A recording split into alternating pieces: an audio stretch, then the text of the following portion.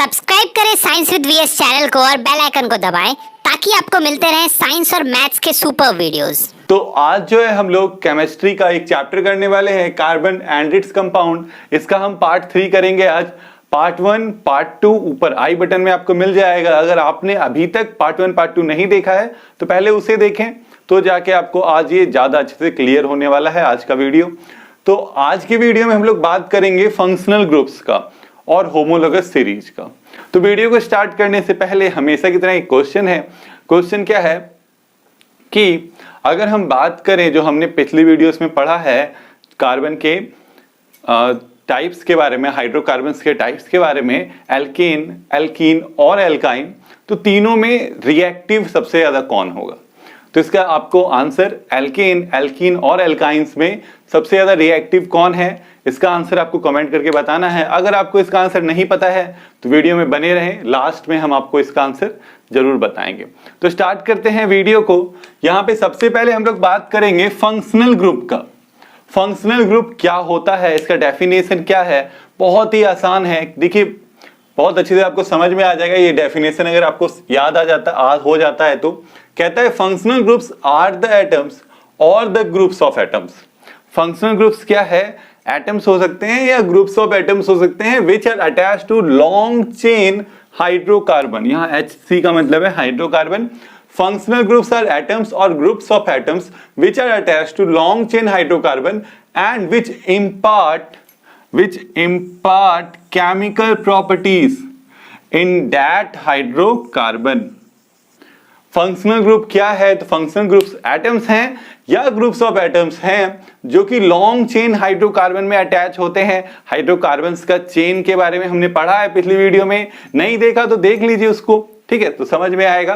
तो long chain hydrocarbon के साथ फंक्शनल ग्रुप अटैच होता है और क्या करता है वो फंक्शनल ग्रुप क्या करता है? इंपार्ट करता है केमिकल प्रॉपर्टीज को अपने अकॉर्डिंगली। जिस चीज का फंक्शनल ग्रुप होगा वो अपना प्रॉपर्टीज उसको दे देगा। मतलब ये यहां पे एग्जांपल से आपको समझ में आएगा। मतलब देखिए कि ये क्या है, 3 कार्बन वाला सिंगल बॉन्ड वाला लॉन्ग चेन है, ओपन चेन है, इसका नाम क्या होगा? 1 2 3 है। 3 के लिए हम कौन सा वर्ड यूज करते हैं? प्रॉप वर्ड यूज करते हैं। और ये एल्केन है तो प्रॉप का ALK हटा के एल्केन का ALK एलिमिनेट करना है और प्रॉप का PROP लगा देना है। तो इसका नाम क्या आ जाएगा? प्रोपेन हो जाएगा इसका नेम। इसका नाम क्या है? प्रोपेन। ठीक है, ये प्रोपेन है। अब देखिए क्या है, दो स्ट्रक्चर आपको दिए हुए हैं, दोनों में देखिए डिफरेंस कितना सा है। डिफरेंस इतना सा है कि इस वाले हाइड्रोजन को हमने हटा दिया है, एलिमिनेट कर दिया है, उसकी जगह OH डाल दिया है। ठीक है, इस हाइड्रोजन को हटा के OH डाल दिया, पूरा स्ट्रक्चर सेम है।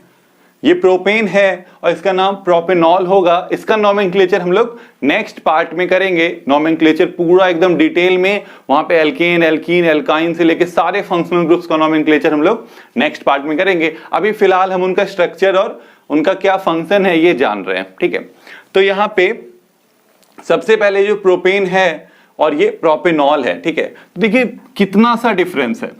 डिफरेंस है इस फंक्शनल ग्रुप का। यहां पे H था जो कि ये लॉन्ग चेन था, इस H को हटा दिया गया और उसकी जगह क्या आ गया? उसकी जगह OH आ गया। सिर्फ एक ग्रुप ऑफ एटम कह सकते हैं OH। ये अल्कोहल है इस फंक्शनल ग्रुप का नाम, अल्कोहल का फंक्शनल ग्रुप आ गया।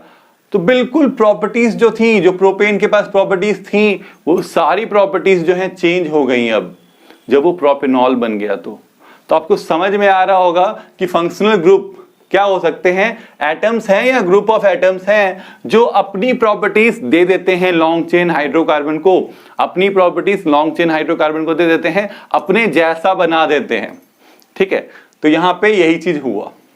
अब अगर हम यहां पे बात करें, हमारे पास 5 फंक्शनल ग्रुप्स हैं जिनके बारे में हमको पढ़ना है, बस 5 के बारे में पढ़ना है और सबका स्ट्रक्चर हम लोग यहां पे देखेंगे। तो सबसे पहले है हमारे पास हैलोजन।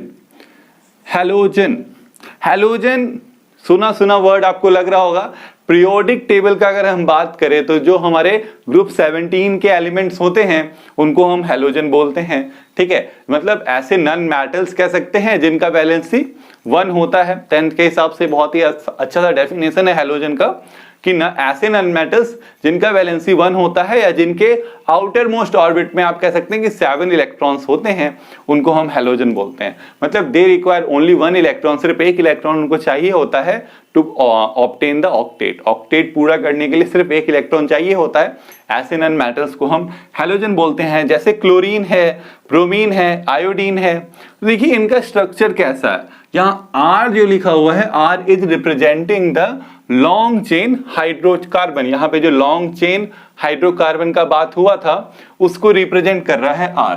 ठीक है, तो इस R की जगह, इस R के साथ क्लोरीन अटैच हो सकता है। एकदम आसान है। कैसे? जैसे यहाँ पे H हटा था, OH आया था, वैसे ही आप यहाँ पे H हटा के क्लोरीन लगा सकते हैं। तो यहाँ पे आपका हैलोजन ग्रुप ऐसे अटैच होगा। इसकी जगह आप आयोडीन लगा सकते हैं, ब्रोमीन लग सकता है। ठीक है, तो जो बहुत ही आसानी से बस एक H को डिस्प्लेस करके वो आ जाते हैं। और ऐसा जरूरी नहीं है सिर्फ एक H को, हो सकता है कि दूसरे को भी डिस्प्लेस करे। और अगर ब्रोमीन गैस मिल जाए इसको रिएक्ट करने के लिए तो ये इसको भी डिस्प्लेस कर देगा, इसको भी डिस्प्लेस कर देगा, इसको भी डिस्प्लेस कर देगा। और हो सकता है धीरे धीरे पूरा जो हाइड्रोजन है उसकी जगह ब्रोमीन आ जाए, क्लोरीन आ जाए, आयोडीन आ जाए, तो ऐसे आ सकता है। ठीक है, तो इसी तरह से ये अटैच होते हैं। हैलोजन्स कैसे अटैच होते हैं? तो जो लॉन्ग चेन हाइड्रोकार्बन है उनके लास्ट में, स्टार्टिंग में कहीं पे भी वो अटैच हो सकते हैं आसानी से। इसके बाद अगर हम बात करें अल्कोहल्स का, तो अल्कोहल तो अभी आपने देखा कैसे वो अटैच होते हैं। जो लॉन्ग चेन है उनके साथ जो है वो अटैच हो जाते हैं। ये कहीं पे भी अटैच हो सकते हैं, किसी भी हाइड्रोजन की जगह अटैच हो सकते हैं। इस बात को आपको याद रखना है। ठीक है, कि ये किसी भी हाइड्रोजन की जगह, चाहे क्लोरीन, ब्रोमीन, आयोडीन का बात करें, मतलब हैलोजेंस का बात करें या अल्कोहल का बात करें, तो ये सिर्फ एक हाइड्रोजन को डिस्प्लेस करेंगे और उसकी जगह पे आ जाएंगे। बहुत आसान है। इसके बाद एल्डिहाइड देखें तो एल्डिहाइड का देखिए कैसा स्ट्रक्चर होता है। COH होता है ये। ठीक है, इसका अगर हम फॉर्मूला का बात करें तो COH होता है एल्डिहाइड, और इसका स्ट्रक्चर कुछ ऐसा होता है। ठीक है, इस R को थोड़ी देर के लिए हटा दें तो ये C होता है, इसका एक बॉन्ड खाली होता है, 2 बॉन्ड ऑक्सीजन के साथ, एक हाइड्रोजन के साथ। देख सकते हैं 1 2 3 3 ही बॉन्ड भरा है, एक खाली है, तो एक खाली किसके साथ ही करेगा, क्या करेगा, एक हाइड्रोजन को ये भी डिस्प्लेस कर देगा, हटा देगा, उसकी जगह पे ये आ जाएगा। बहुत आसान है। ठीक है, बस ये अटैच हो जाता है। यहाँ पे हम लोग स्ट्रक्चर्स पढ़ रहे हैं, इनके नेम्स कैसे लिखना है, कैसे नोमेनक्लेचर करना है, नेक्स्ट पार्ट में हम लोग करेंगे। इसके बाद कैटोन देखिए।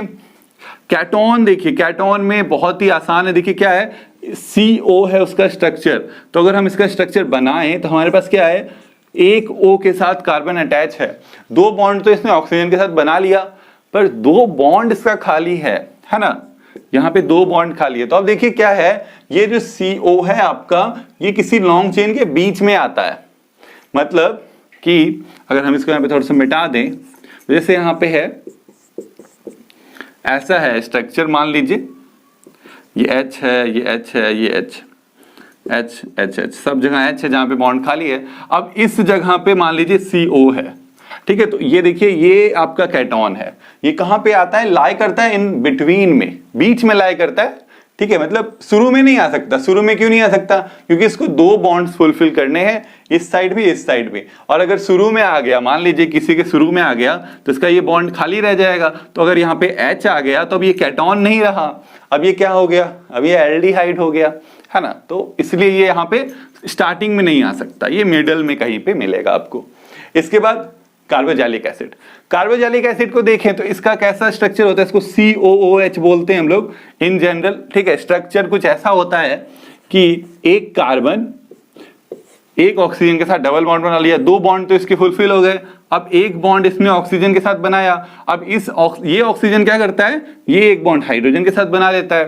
तो यहाँ ऑक्सीजन के भी 2 बॉन्ड बन गए, हाइड्रोजन का भी 1 बॉन्ड बन गया, कार्बन के लेकिन 3 ही बने। तो ये क्या किया, एक बॉन्ड इसका खाली रह जाता है, और वही एक बॉन्ड ये क्या अटैच हो जाता है R के साथ।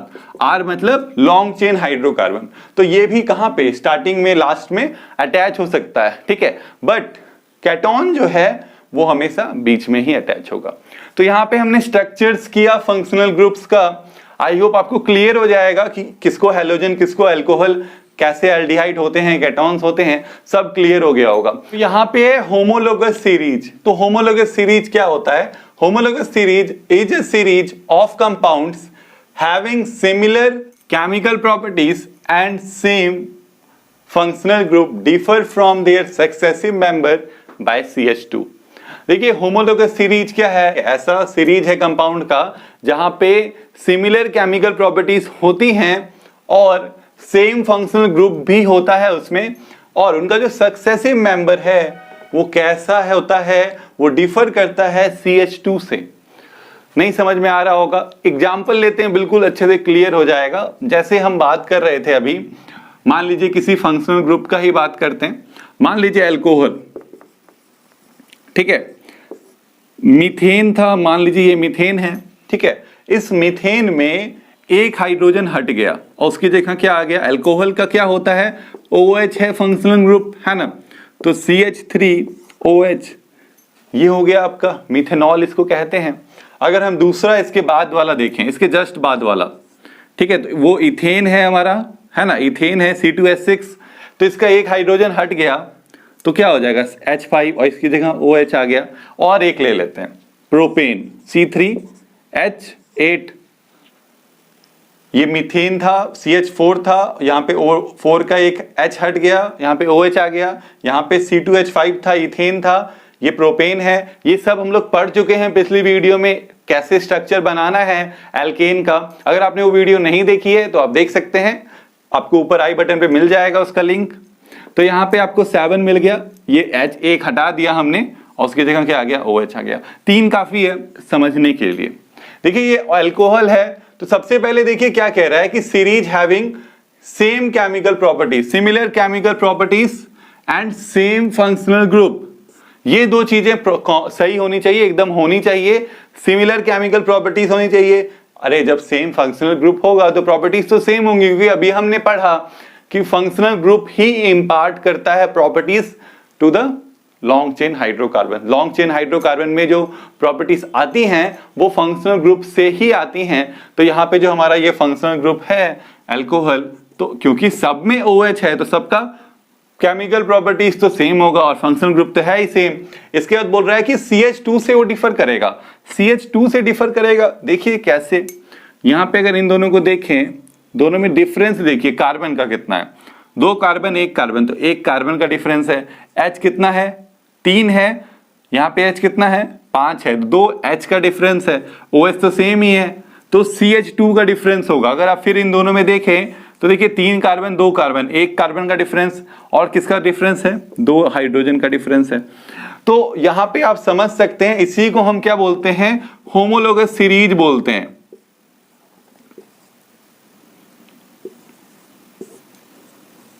ठीक है, होमोलोगस सीरीज बोलते हैं। और इसका केमिकल फार्मूला आप खुद बना सकते हैं, मॉलिक्यूलर फार्मूला बना सकते हैं। अगर यहाँ पे आप देखें तो कैसा मॉलिक्यूलर फार्मूला बन रहा है, देखिए CnH2n-1OH।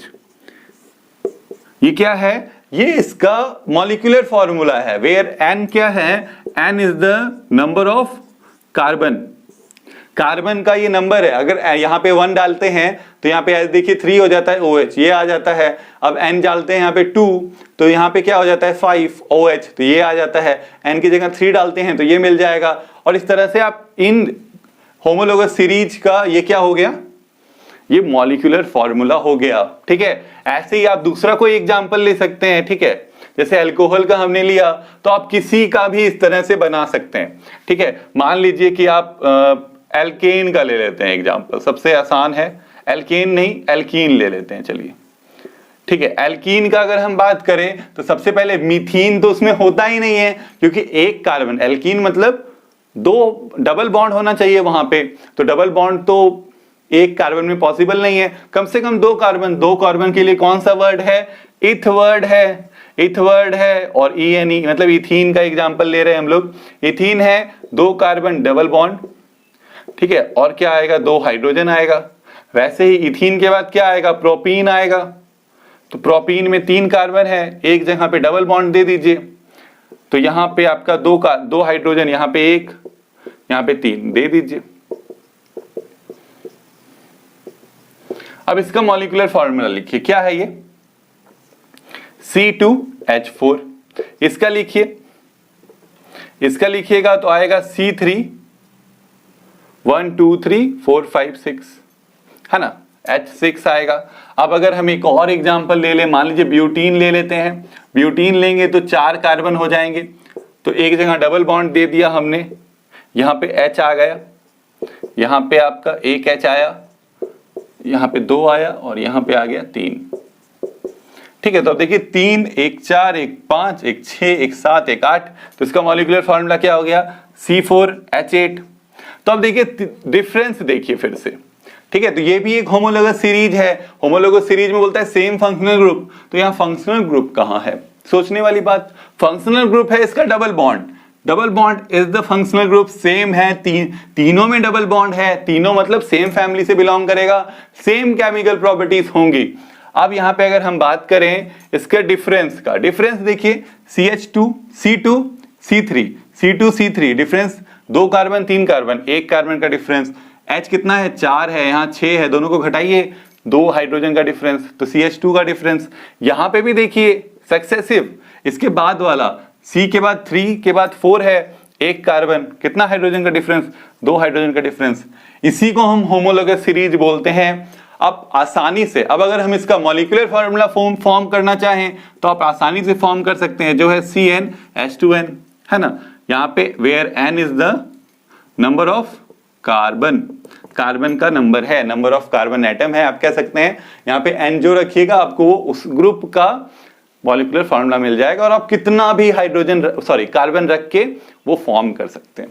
तो यहाँ पे होमोलोगस सीरीज यही है। आई होप आपको समझ में आ गया होगा। और एक बात है इसमें कि जैसे यहाँ पे CH2 का डिफरेंस है, तो अगर मास का डिफरेंस का बात करें, 2 सक्सेसिव वो उसके बीच में, किसके बीच में, मेंबर्स के बीच में, किस होमोलोगस सीरीज का 2 सक्सेसिव मेंबर्स के बीच में डिफरेंस, अगर मास का बात करें, मॉलिक्यूलर मास का डिफरेंस कितना है, 14U का डिफरेंस है, 14 यूनिट्स का डिफरेंस है। ऐसा क्यों, तो देखिए कितना हम लोग बात कर रहे हैं कि 1 कार्बन 2 हाइड्रोजन का डिफरेंस है। 1 कार्बन का मास कितना, 12, 1 हाइड्रोजन का मास कितना, 1 यूनिट, 2 हाइड्रोजन यानी 2 यूनिट, 12 + 2 14 यूनिट्स, तो 14 यूनिट्स का यहाँ पे डिफरेंस आपको देखने को मिलेगा।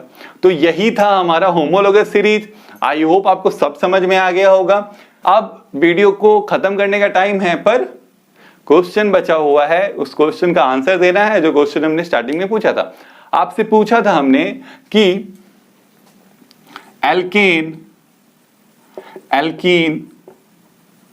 और एल्काइंस में सबसे ज्यादा रिएक्टिव कौन होगा, तो सबसे ज्यादा रिएक्टिव कौन होगा, एल्काइंस होंगे। Alkynes will be the most reactive. क्यों, क्योंकि इनमें ट्रिपल बॉन्ड होता है ना, 3 बॉन्ड है कार्बन कार्बन के बीच में, जो कि कार्बन नहीं रखना चाहता है। वो चाहता है कि जल्दी से मैं ये बॉन्ड तोड़ूं और मैं सिंगल बॉन्ड किसी के साथ बनाऊं। ठीक है, डबल ट्रिपल बॉन्ड पे उसको इंटरेस्ट नहीं है, वो सिंगल बॉन्ड में इंटरेस्ट लगता है। 2 कार्बन के बीच में वो चाहता है कि सिंगल बॉन्ड ही फॉर्म हो ज्यादा, इसलिए वो ट्रिपल बॉन्ड वाला सबसे ज्यादा रिएक्टिव होगा, उससे कम रिएक्टिव होगा डबल बॉन्ड वाला, और सबसे कम रिएक्टिव होगा सिंगल बॉन्ड वाला। ये भी चीज मैंने बताया था पिछली वीडियो में, अच्छे से एक्सप्लेन किया था। ठीक है, तो वो भी आप देख सकते हैं, आई बटन ऊपर है, आराम से देख सकते हैं।